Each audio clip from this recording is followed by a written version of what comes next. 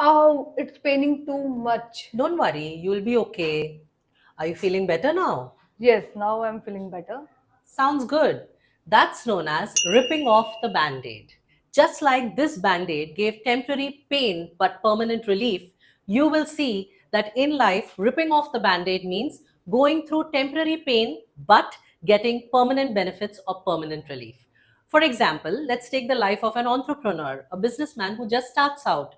Initially, he has very limited resources. He's practically everything, right from the pantry boy to the office boy to the owner, everything. This is known as ripping off the band aid, going through temporary struggles, but see the benefit or the pleasure that he gets eventually by running something of his own.